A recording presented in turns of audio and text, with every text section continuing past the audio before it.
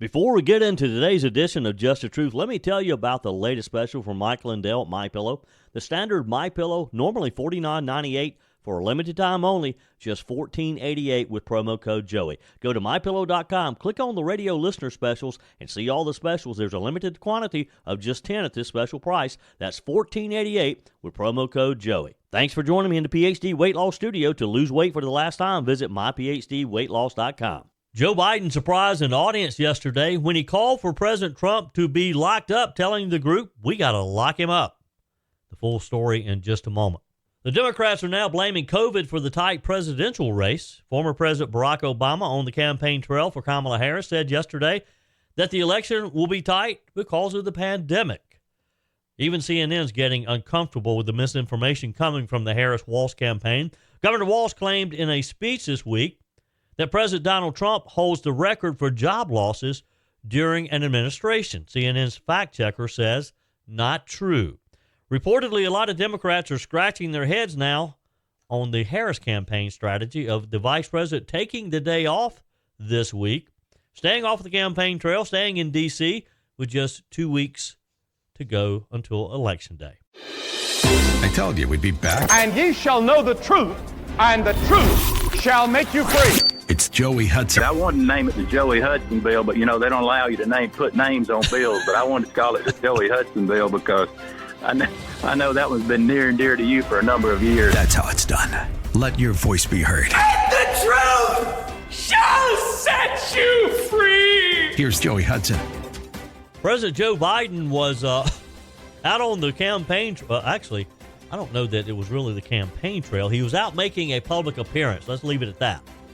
He was talking about Kamala Harris. Kamala's campaign really is trying to distance itself from Joe Biden, not wanting Biden to really be considered a surrogate for her campaign. Biden stunned listeners and made headlines yesterday by calling for Donald Trump to be jailed. Now, this is 14 days before the presidential election in which Trump is the Republican nominee, and Joe Biden's talking about putting him in prison. Here's the exchange. He is talking about doing away with the entire Department of Education. He means it. This is not a joke. This is a guy who also wants to replace every civil servant, every single one. Thinks he has a right under the Supreme Court ruling on immunity to be able, if need be, if it was the case, to actually physically eliminate, shoot, kill someone who he believes to be a threat to him. So I know this sounds bizarre. It sounds like if I said this 5 years ago, you'd lock me up. We got to lock him up. Politically lock him up. We got to lock him up? Now, if you listen towards the end, in all fairness, after this round of applause and about a 4-second pause, Biden added, politically lock him up. You could barely hear it as the audience is enthusiastically applauding the fact that he said, we got to lock him up. The sad truth is that Joe Biden and Kamala Harris both would love nothing more than to put Donald Trump behind bars, put him in prison. They would celebrate that because they dislike Trump that badly. They hate the man. They hate everything he stands for. Because Trump has been able to do things and was able to accomplish things in his 4-year administration that Joe Biden only dreams about. And Kamala Harris would never even consider being able to do some of the things that Donald Trump was able to accomplish. They hate the man, and they will do anything they can. If it means locking him up, they would love to see that happen because they don't want to face him in just 2 weeks. The president and his aides typically refrain from commenting on the criminal cases that Trump is facing because of Joe Biden and the Democrats' Department of Justice, because the Democrats have weaponized our court system. Trump, of course, convicted back in May by a Manhattan jury of 34 criminal counts of falsifying business records to conceal 2016 hush money payments. His sentencing in that case, which was brought by District Attorney Alvin Bragg, an elected Democrat, is scheduled for November the 26th after the election. Trump also faces pending federal and state charges in Georgia related to challenging the 2020 election in Georgia. Federal prosecutors are attempting to revive another case accusing Trump of mishandling classified records, which a judge dismissed back in July. And they believe Donald Trump would weaponize the Department of Justice. They've said that over and over. If he's elected, you should be frightened because he'll use the courts, he'll use the judges to lock you up. Yet they've already weaponized the court system like we have never seen before. Former President Barack Obama said yesterday that the election will be tight because of COVID. Now, they have blamed everything you can imagine on COVID. The pandemic's over. Yes, COVID's still around. We deal with COVID like we deal with the flu and the common cold. Obama said that he understands why folks are looking to shake things up, he said. The 44th president, who has been out on the campaign trail stumping for Vice President Kamala Harris, blamed the pandemic for the current economy. Now, we know this election is going to be tight. It's going to be tight here in Wisconsin. It's going to be tight all across the country. And it's going to be tight because a lot of Americans are still struggling. You know, as a country, we've been through a lot over the last few years. We forget sometimes. A historic pandemic wreaked havoc on communities, on families, on businesses. And then disruptions from the pandemic caused price hikes. It put a strain on family budgets. And people started feeling like no matter how hard they worked, they were just treading water. Oh, so I understand now. It's COVID that caused prices to skyrocket, and not the trillions of dollars that Joe Biden and Kamala Harris, with the help of Democrats in Congress, has spent driving up the nation's debt and fueling inflation. I guess I misunderstood that because I thought it was Biden and Harris's runaway spending that caused inflation and not the pandemic. Barack Obama is trying to rewrite the past few years' history. He's trying to make us forget that it was Joe Biden trying to fix everything, trying to be everything for everybody, thinking that spending federal dollars, your money, my money, would solve all of our problems. Obama used this as the excuse for voters being hesitant to vote for Harris, who was in power the past 3 years. He then argued that President Trump would not shake things up in a good way because he's a billionaire, and he says there's no evidence that he thinks about the American people. But boy, people liked their lives during the Trump administration, during those 4 years of prosperity, during those 4 years of low unemployment, low inflation, low gas prices. Didn't cost you what it cost you today to go fill the buggy up in your local Ingles. The Harris campaign, unlike Trump's, has been messaging that the 2024 race is neck and neck, and that's what they want us to think. And look, you look at some of the polls, and it is. Barack Obama out there, though, trying to convince people of something that Kamala Harris is not capable of doing. Trying to convince them that it wasn't Joe Biden, it wasn't Kamala Harris that caused our economic situation now. Is that nasty old COVID virus. That's what caused it. Real Clear Politics average has Trump leading Harris by just 0.4% in Wisconsin. The average polling data also has him marginally ahead in every swing state: Michigan, Nevada, Georgia, Pennsylvania, Arizona, and North Carolina. That's what has Kamala Harris literally shaking in her boots. Trump and his team have been promoting poll numbers, showing him ahead in critical swing states. That blue wall that Kamala Harris has to have. The former President Obama's comments come after NBC first reported Harris officials are worried about one of Wisconsin, Michigan, Pennsylvania, and North Carolina going to Trump. They can't afford to lose any of those because they have to have those in order for her to get her 270 electoral votes to win. If she loses one of those, it's going to be tough to do that. And with just 2 weeks to go, Democrat sources are telling the New York Post that they're frustrated at Harris's campaign strategy of not being out on the campaign trail on Tuesday, 2 weeks away from the election, rather staying in D.C., and then questioning the fact that she's headed to deep red Texas on Friday to talk about abortion. She's going to a red state that she has absolutely no chance of winning, and she's going there to talk to them about an issue that Texans just don't like, and that's abortion.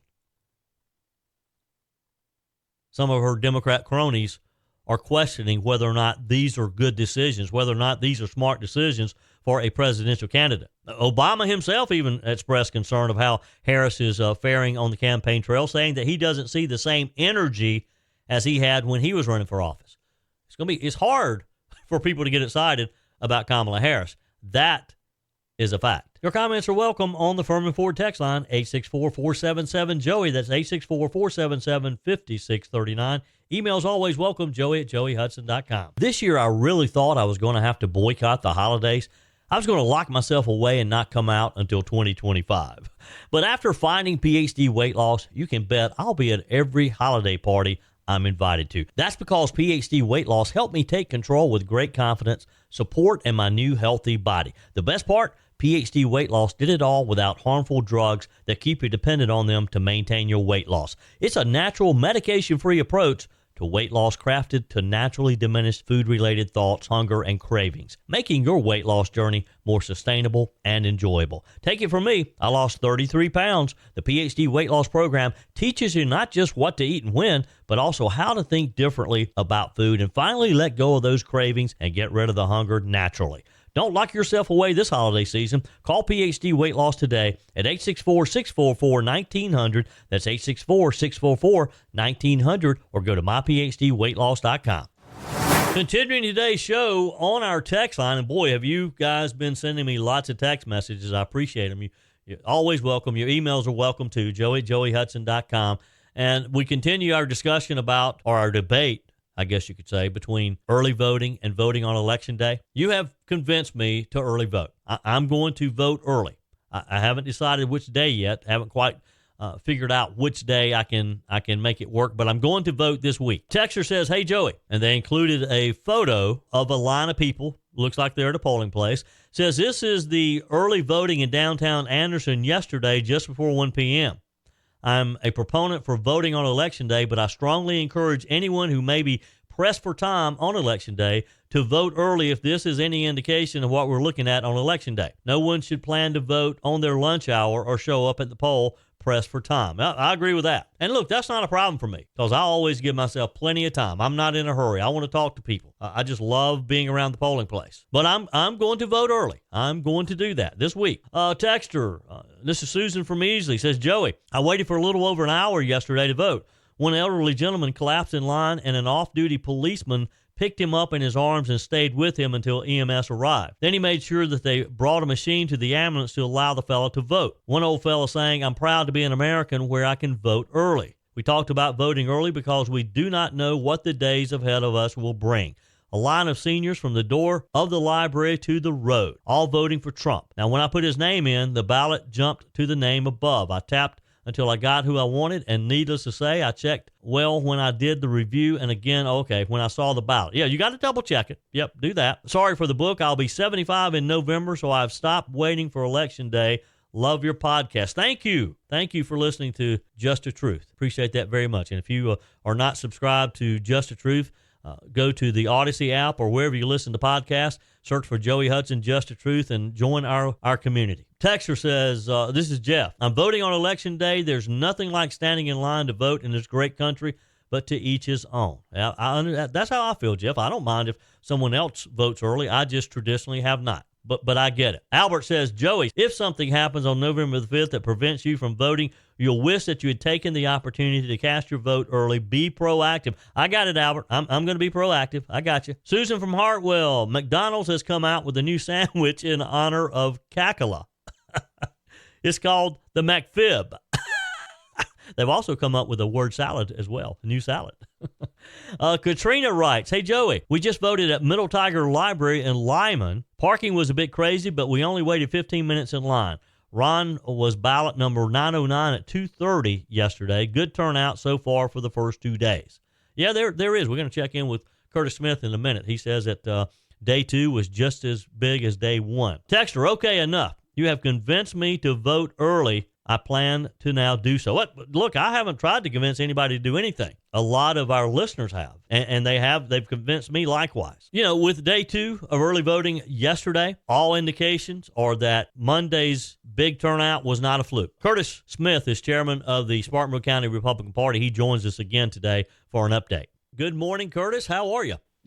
Good morning. Everything is doing great. How are you, Joey? I am wonderful. Hey, appreciate your time again. I just wanted to check back in with you and talk about we've had day 2 now of early voting. Today, of course, day 3. Talk with us. Give us an overview of what you saw on day 2. All right. Day 2 was just as strong as day 1. Day 1, we had 6,405 people vote. And Tuesday we had over 6,300. So we're sitting over 12,000 people voting in the first 2 days of early voting. And I'm expecting over 72,000 people to vote early in Spartanburg County out of the 210,000 registered voters. So we'll have maybe 30 to 40% of the vote cast before Election Day. Wow. A little bit of statistics here. Over half of the people who have voted are over the age of 65. Interesting. And we had over 400 curbside votes, so it's the older people who would be drawing the lines out on Election Day voting early. So that should make things run a little bit faster on November the 5th. Yeah. So the good turnout that we saw on day 1 on Monday, that just wasn't a fluke, huh? That's not a fluke. As a matter of fact, the wait times, our downtown wait time was about 20 minutes.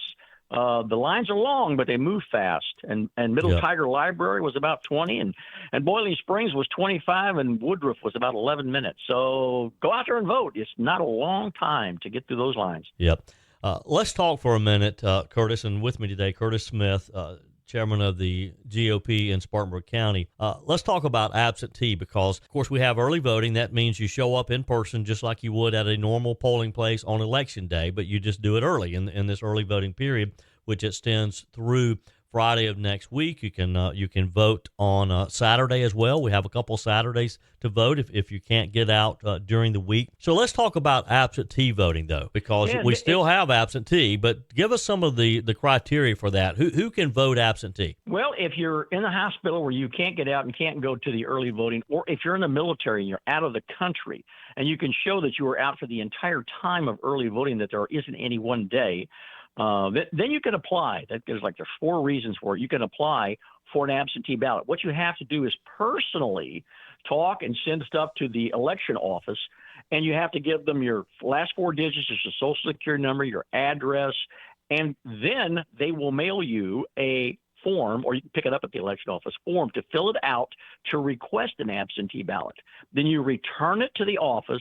Then they will mail to your address on the record here that one absentee ballot. Then you have to fill it out and return it, and it has to be postmarked before the end of November the 5th on Election Day. Yep. And right now we've had over 5,000 people request. We have sent out, about 4,500 of them have sent their request back to us to get a ballot. And out of that 4,500, we probably have received back from them after sending them a ballot about 2,100. Right. And I expect 6,000 people to vote absentee in Spartanburg County. Wow. I also learned something, too, and you can always go to scvotes.gov and see if you have questions. They do a very good job of explaining it on the website, scvotes.gov. You can even see where you need to vote if that's a question as well. But I also noticed where you can actually track your ballot on the website. That is correct. You can go to you can track it where it is. Yes, which could come in handy if there's any questions there. All right, one final question for you. Curtis Smith with me today. Registration. Now, I've been asked the question, and I know that registration was extended due to the storm. but there's been some interesting numbers pop up on the extension. What was it? 1 week that it was extended? Yeah, it was extended from October 7th through the 14th, which gives another 5 days, another week that you could sit there and register to vote or change your address or do something with it. And I found it very interesting because if you take a look at it, from July the 1st through September the 30th, we had about 8,000 people register to vote, change their addresses. And when they extended it that 1 week, we had 1,632 people register to vote, and 671 of them changed addresses. So we had about 2,200 people do something, which is that's months worth of stuff that we had normal. So yeah. Either the storm slowed them down, or we had an awful lot of people taking advantage of that one more week. Wow, interesting.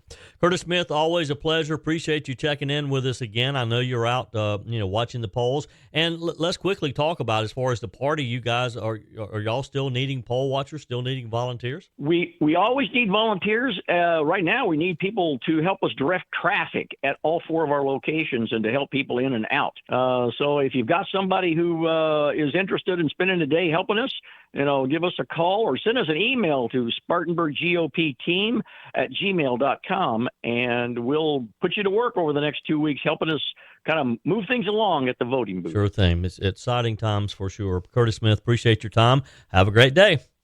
Thanks. Your comments are welcome on the Firmin Ford text line, 864-477-JOEY. That's 864-477-5639. Emails always welcome, joey@joeyhudson.com. Speaking of the Firmin Ford text line, it's never been more important to support locally run businesses owned by people who actually live here in the upstate. Let me take a minute to talk with you about our friends at Firmin Ford. If you're looking for a new vehicle, maybe a great pre-owned vehicle, one you can trust, or maybe you're looking to order that special vehicle. Either way, if you want a new one, a brand new one, or a pre-owned that you can trust, the folks at Firmin Ford, they're there to help you.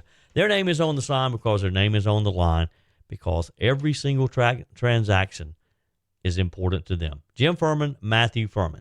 They do business the right way. When you stop by, when you give them a call, or maybe when you just send them a quick email, you're always going to have access to a member of the Firmin Ford family. And by the way, they also offer great service, and you're not going to have to wait weeks and weeks to get it done. And you do not have had to purchase your vehicle at Firmin Ford. Doesn't even have to be a Ford. They service all makes and models. Visit my friends at Firmin Ford online at firminford.com, firminford.com. In these final 2 weeks of the campaign, get ready, because we're going to hear a lot of rhetoric from both sides, to be fair. But how do you know what to believe? The Harris-Walz campaign is on the offensive. They're trying to beat back the momentum that they know Donald Trump's campaign is enjoying right now. They know that they're on the path to losing, and they're desperate. But even CNN is recognizing this. Even some of their own mainstream media buddies are aware that they're going to have to start fact-checking Kamala Harris and Tim Walz as well. CNN fact checker, case in point, Daniel Dale, said yesterday that Democrat Governor Tim Walz of Minnesota falsely claimed that former President Donald Trump set a record for lost manufacturing jobs during his administration. Governor Walz claimed that Trump set a record for the most manufacturing job losses during his administration in a Monday appearance on The View. Now, of course, the ladies on The View didn't challenge him, because they don't know what job losses were. Don't have a clue. So they're not going to push back.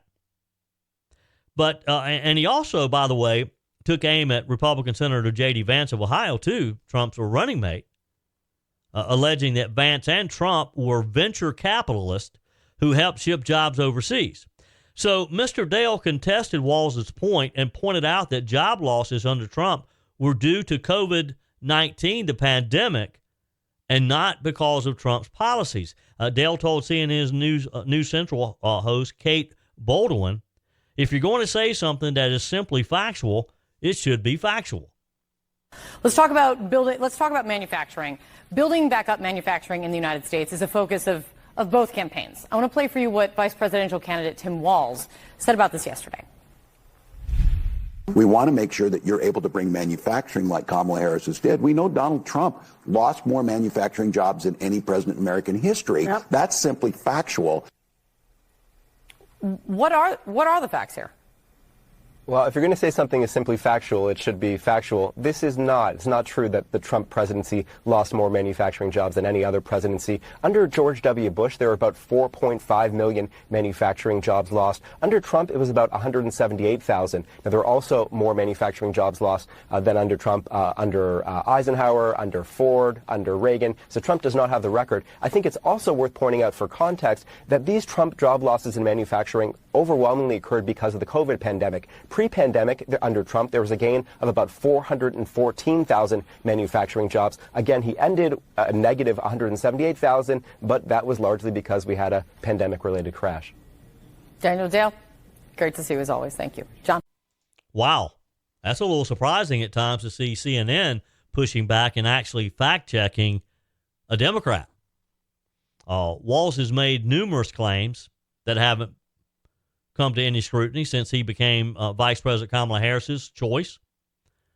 He's also come under fire after claiming that he was in Hong Kong during the June 1989 massacre. The protesters in Tiananmen Square. Appears he wasn't there, but he won't come out and say that. He just claims, well, I got my dates mixed up. Why don't you just say, I made something up, you caught me on it, I'm sorry, I should not have done that. Vance accused Walz of stolen valor in an August 17 campaign event, citing comments about gun control Walz made in a video that was posted on X by the Harris-Walz campaign. Governor Walz also faced questions about the timing of his 2005 retirement in regards to the war in Iraq from the Minnesota National Guard that arose after a 2018 Facebook post by retired Army Command Sergeant Major Thomas Behrens resurfaced.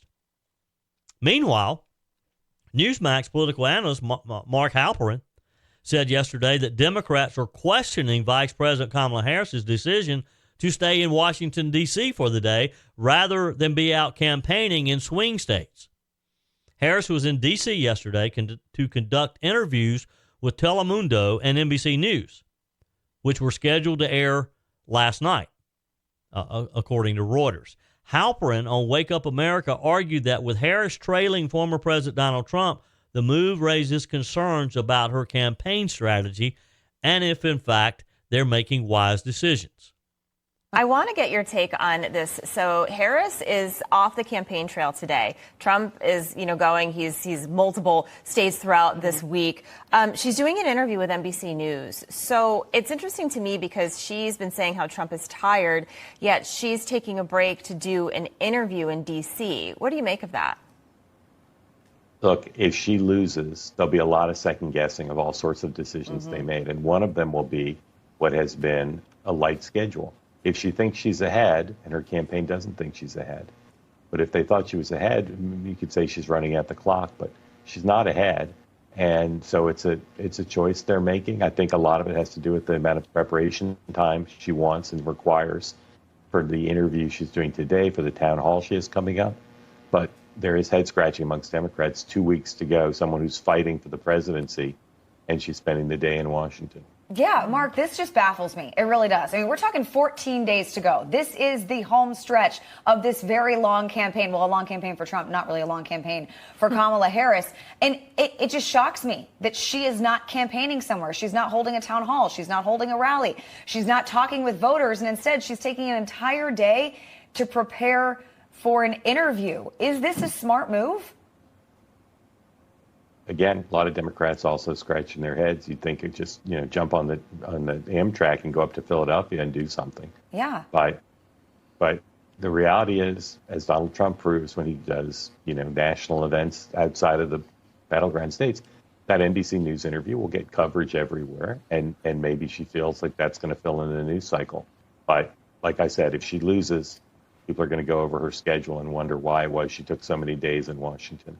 So we have in the last few weeks been seeing her do a lot more of these interviews, but have they backfired? This media blitz was so that voters could get to know her a little better, but we're hearing more and more non-answers. And again, the rhetoric of just blaming Trump. We're not really hearing real answers on policy. Do you think this media blitz, this media tour that she's been doing, is it working for her right now? It's hard to measure, right? You'd have to know what's in the hearts and minds and brains of the voters in the battleground states. I will say that her one answer on The View, that she could think of nothing she'd do differently than the Biden administration, that one answer, I think probably, on balance, net, did more harm for her than any good that's come out of these interviews. All right, Mark Halperin, thank you so much for waking up early with us. Appreciate it. Thank you. Thanks, Mark. And look, Mark Halperin is not the only Democrat who is questioning some of the decisions that Kamala Harris is making. I mean, there's murmurs, whispers, that Barack Obama and others are thinking that she's making some very poor decisions. Some of Harris's own staffers apparently are fighting internally, according to Politico, saying that the vice president's light campaign schedule could damage the campaign in its final stretch. You know, Trump has kind of made light of it. Trump has jokingly said that she's lazy, that he's out campaigning, she's taking days off. Harris did manage to work in a couple of interviews yesterday. Now, she probably wishes that she had not done the NBC interview. She stumbled while attempting to defend her economic plans. This was on with NBC host Hallie Jackson. Questioned why aren't her economic plans resonating with voters, especially as polls show that they still favor former President Donald Trump on the issue of the economy. And we've seen this. Voters consistently cite their top concerns heading to the ballot box as the economy, inflation, and immigration, with 54% trusting Trump on these issues compared to Harris's 45%. Despite Harris listing her policy platform ideas on housing, corporate price gouging, and the child tax credit, Ms. Jackson pushed back on the vice president's response, questioning why these issues are not resonating with voters. Jackson asked, then why do you think that's not landing with voters? Because it's numbers, it's the opposite. Former President Trump leads you on those issues. Here's the exchange. I'm proud to report to you that economists from Nobel laureates to Goldman Sachs have reviewed my economic plan versus Donald Trump's, and in comparison have found that my plans will strengthen America's economy.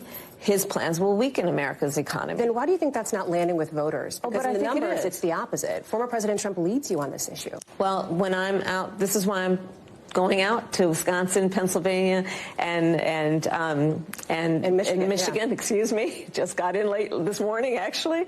But going to 3 states yesterday, and I'm going to continue being on the road. I have to earn the vote.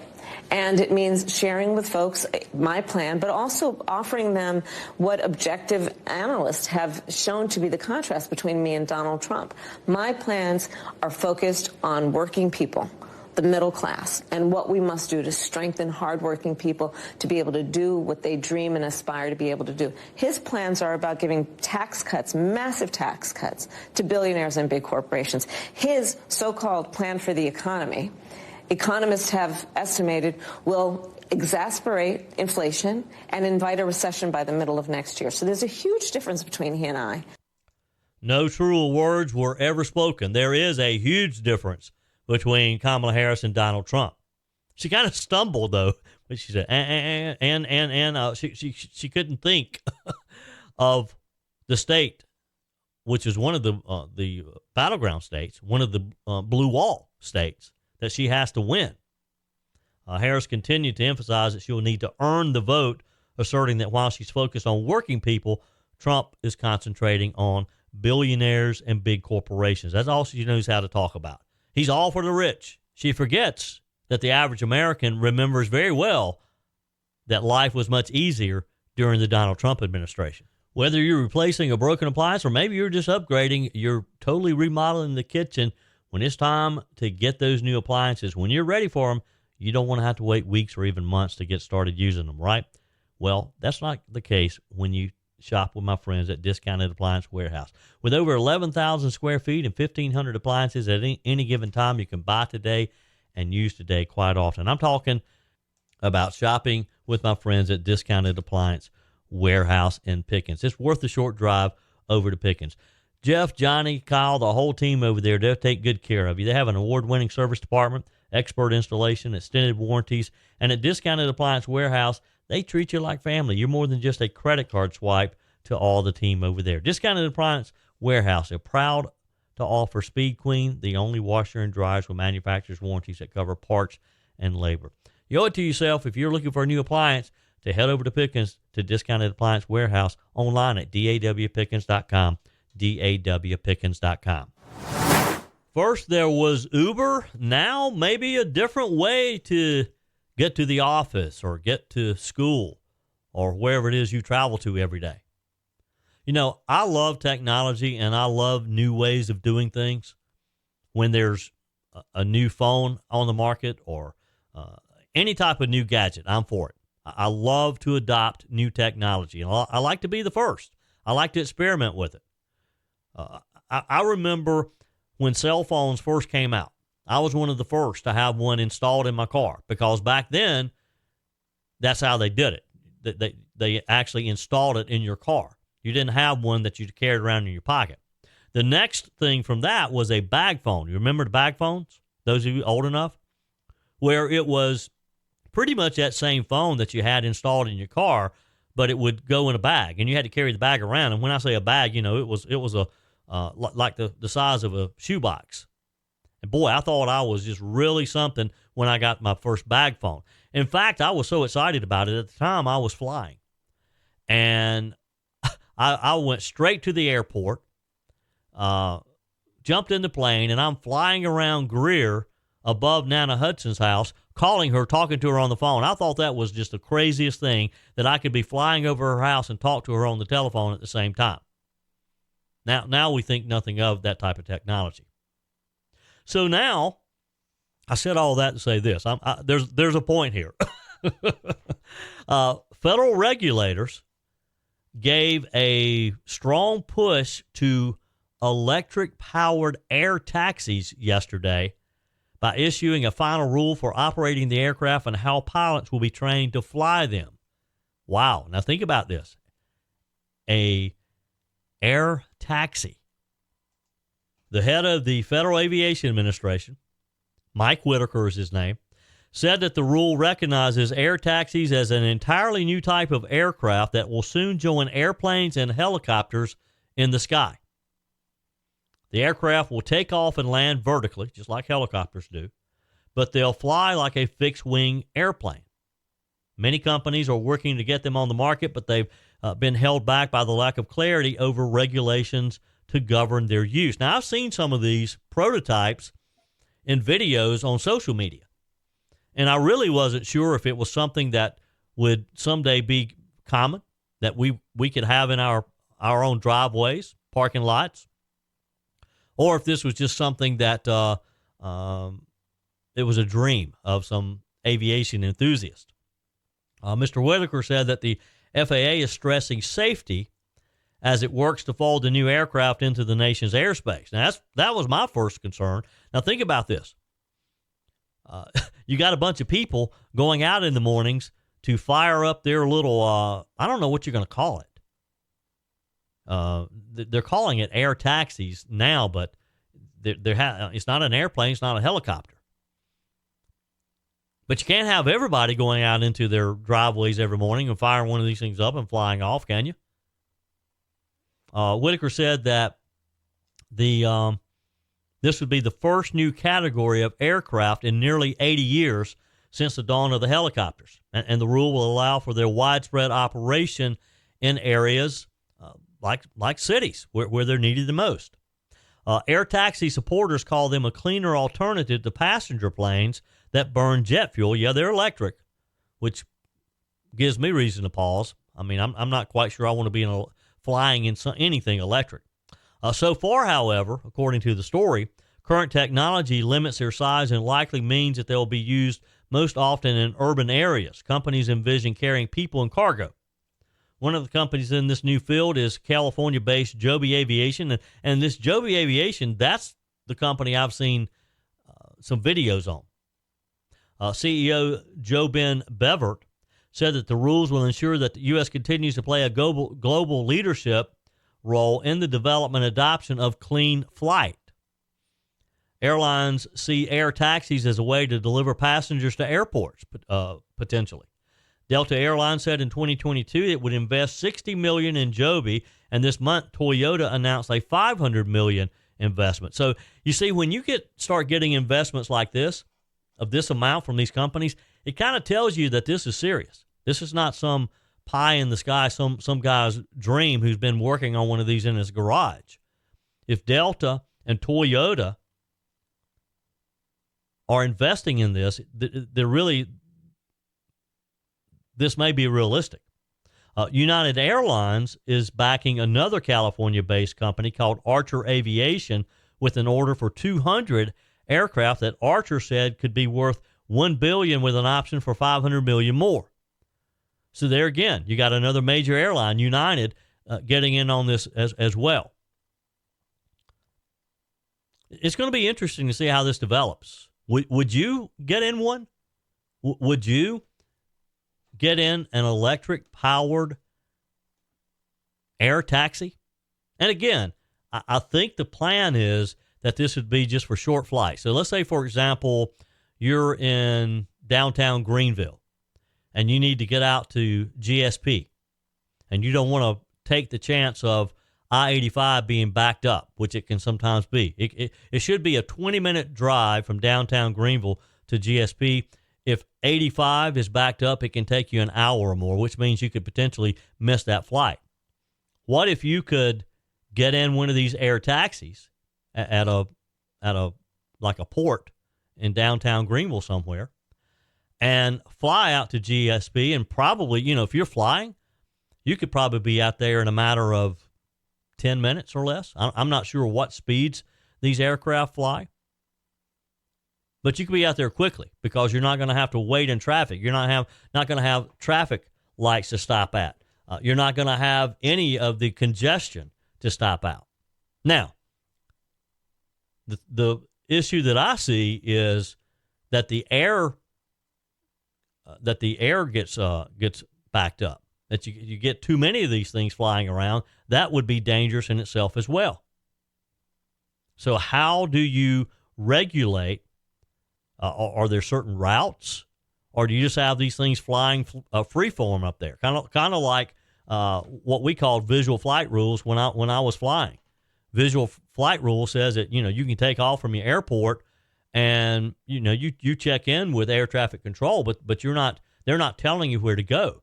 You go wherever you want to go as long as you can see a clear line of sight. Obviously, though, not everybody could have one of these, or we're going to have a lot of air collisions. Wow. Again, I ask you, would you potentially get in one of these and fly in one of these? Would you feel safe? Love to get your comments. Text me your comments. Email me, joey@joeyhudson.com. I would. I mean, I love to fly in anything.